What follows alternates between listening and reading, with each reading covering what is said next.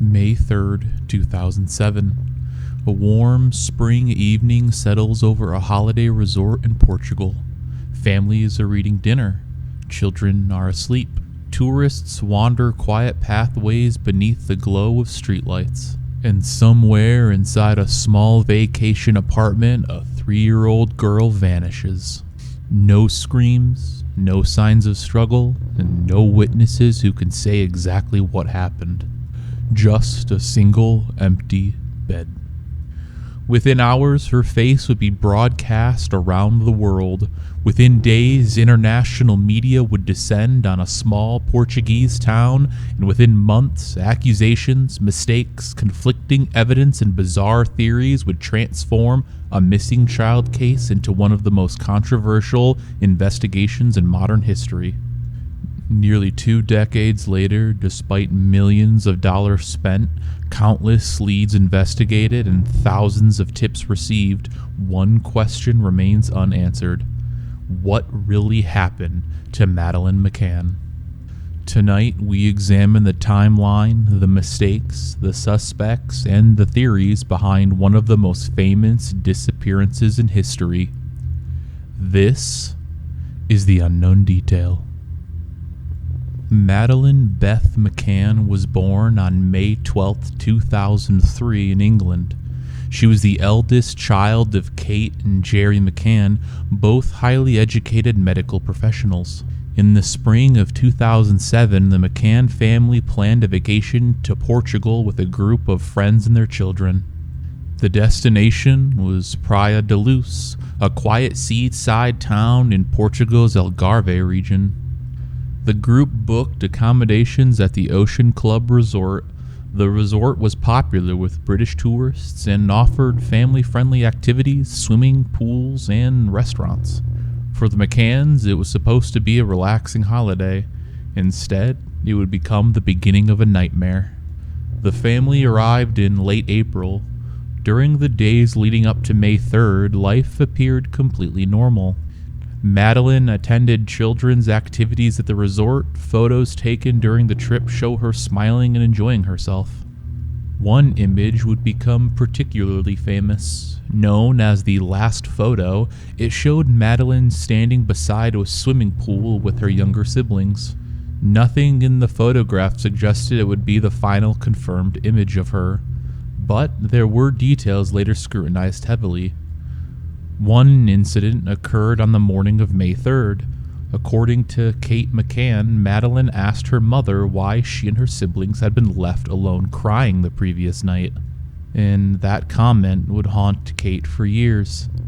Many people later questioned whether the parents should have been leaving the children unattended in the apartment while dining nearby, and that debate would become one of the most controversial aspects of the entire case. Everything during this night hinges on just a few hours. The timeline is critical, and even today, certain parts remain disputed. The McCanns were staying in apartment 5A, and the apartment was located on the ground floor. Unlike a hotel room located inside a secure building, it was accessible from public pathways. People could approach from the side street without entering the resort itself. This detail would become extremely important later. Around 8:30 p.m., the McCanns joined 7 friends for dinner at a tapas restaurant only 50 meters away from the apartment. The group had eaten there throughout the vacation, and because their children were sleeping in nearby apartments, the adults agreed to periodically check on them. While scrutinized, this system has often been described as similar to dining in one's backyard while children are asleep in the house. However, critics argue that this situation was far less secure, but regardless, this arrangement was in place that night. At approximately 9:05 p.m., Jerry McCann left the table to check on the children. He later reported seeing Madeleine sleeping peacefully in her bed. As he returned, he encountered another vacationer named Jeremy Wilkins. The two men stopped and had a conversation. And around the same time, another witness claimed to have seen a man carrying a child away from the direction of the McCann apartment. The significance of this sighting would not be realized until much later. Around 9:30 p.m., only 25 minutes after Jerry's visit, his friend Matthew Oldfield checked the apartment. He reportedly looked into the room but did not physically approach Madeleine's bed. He later stated he could hear the children breathing. He saw no obvious signs of danger. Then, 30 minutes later, at approximately 10 p.m., Kate McCann entered apartment 5A. Something immediately felt wrong. The bedroom door was open much wider than expected. She initially assumed one of the children had moved it. As she approached the room, she noticed the window. The shutters appeared open. The curtains moved in the breeze. Then she looked toward Madeleine's bed. It was empty. At first, panic hadn't fully set in, and Kate searched the apartment. She checked closets, behind furniture, and under the beds, anywhere a child might normally hide. But Madeleine was gone. Kate ran back towards the restaurant, and according to multiple accounts, she screamed words that would become internationally known. "Madeleine's gone. Someone's taken her." In missing child investigations, the first hours are often the most important. This is where many critics believe the case suffered irreversible damage. Immediately after the disappearance was discovered, friends, resort employees, and local residents began searching, but there was no organized crime scene. No controlled access or professional coordination. Dozens of people entered and exited apartment 5A. Potential evidence may have been contaminated before investigators could properly secure the location. The apartment became chaotic. People touched surfaces, moved through rooms, opened and closed doors. As valuable minutes turned into hours, opportunities may have been lost forever. One of the biggest criticisms involves the response speed. Reports indicate the border alerts were not immediately implemented, roadblocks were not rapidly established, and nearby vehicles were not comprehensively searched. If an abduction had occurred, the perpetrator may have had ample time to leave the area before authorities fully mobilized.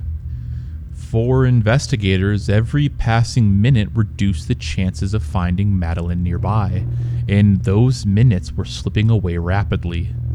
As Portuguese authorities began investigating, problems emerged almost immediately. Witness statements contained inconsistencies, timelines varied, and people's memories changed day to day, and communication barriers complicated the matter. The investigation initially focused heavily on the possibility of abduction. Witness reported suspicious individuals seen near the apartment. Sketches were created and tips flooded in from around the world, but investigators struggled to identify a clear suspect. The media attention became overwhelming. News organizations from dozens of countries descended on Praia da Luz.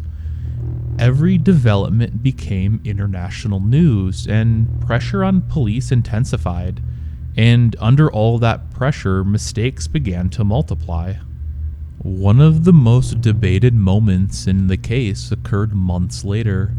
British investigators brought in highly trained cadaver and blood detection dogs.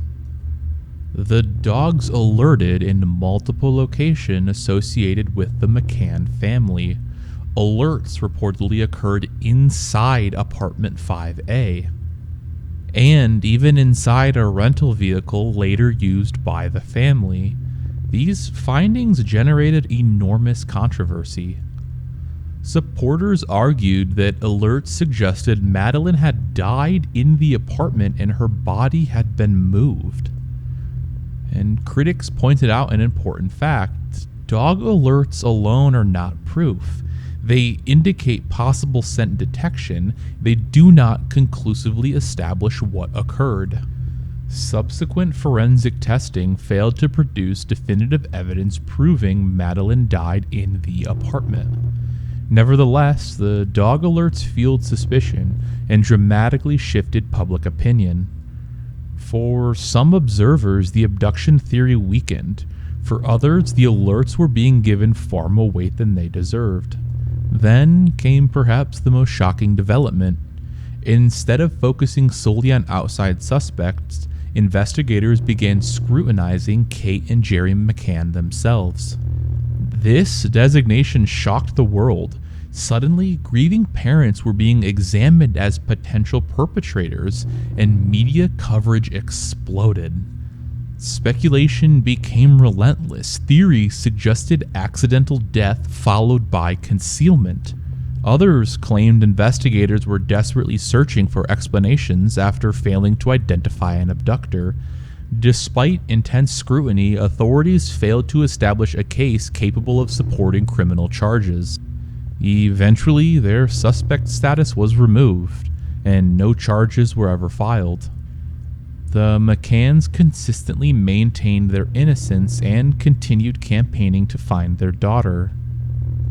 Over the years, numerous criticisms emerged regarding the handling of the case. Failure to immediately secure the crime scene, confusion regarding witness statements, potential delays in border notifications, poor coordination between agencies, missed opportunities to follow leads quickly, question regarding forensic procedures, and perhaps the most damaging of all, investigators sometimes appeared to pursue competing theories rather than building a cohesive strategy. Some were focused on abduction, others were focused on parental involvement, and resources became divided. Time passed and leads went cold. By the time major reviews occurred years later, many opportunities were likely gone forever. In 2011, nearly 4 years after the disappearance, British authorities launched a new review known as Operation Grange. Detectives began to re-examine evidence from the beginning. Thousands of documents were reviewed and hundreds of potential suspects were analyzed. New witness interviews were conducted, and investigators identified numerous persons of interest who had never been fully examined during the original inquiry. For years, Operation Grange remained active. Many observers wondered whether the fresh investigation would finally uncover the truth. Then, a single name would emerge.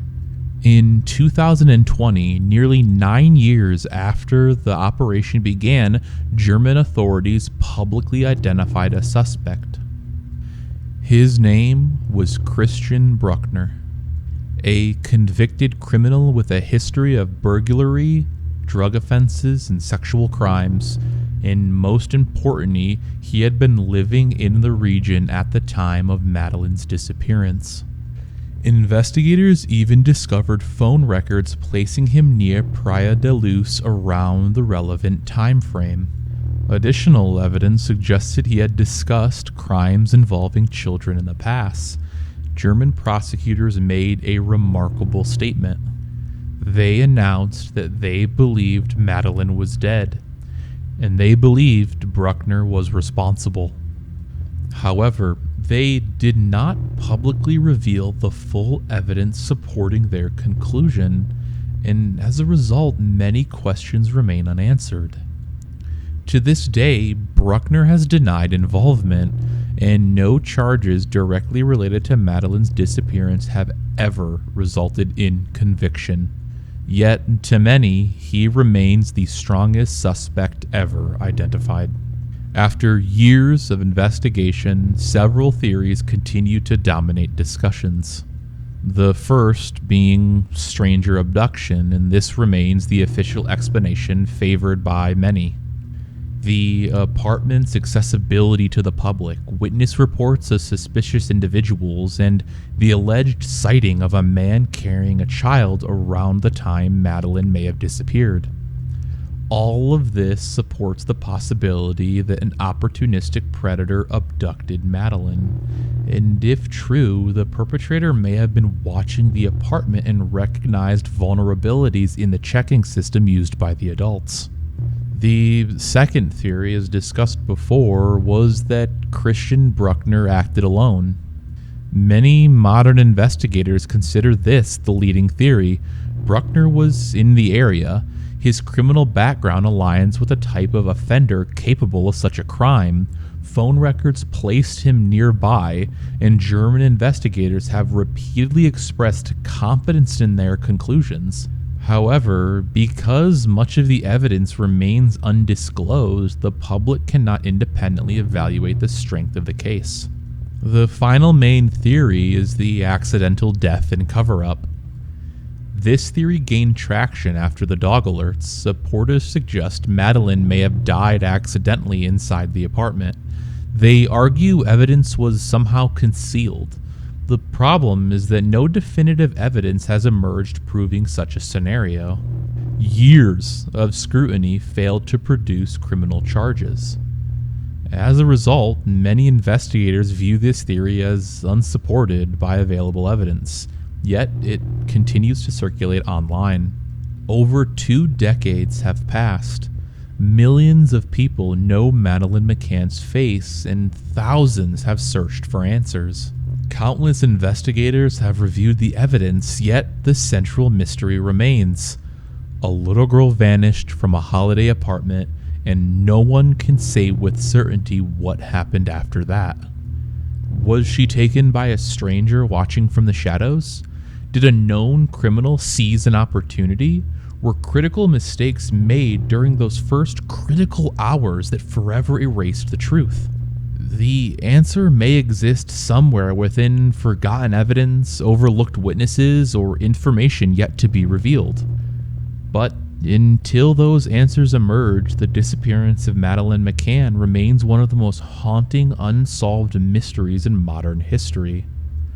And perhaps somewhere within this case lies the one clue that everyone overlooked.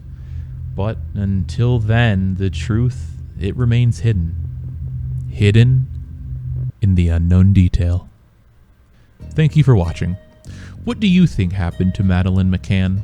Do you believe the evidence points towards an abduction, Christian Bruckner, or another theory entirely? Let us know your thoughts in the comments below, and if you enjoyed this deep dive into one of history's most infamous mysteries, make sure to like the video, subscribe to the channel, and turn on notifications so you never miss a new investigation. And as always, stay curious and stay in the dark.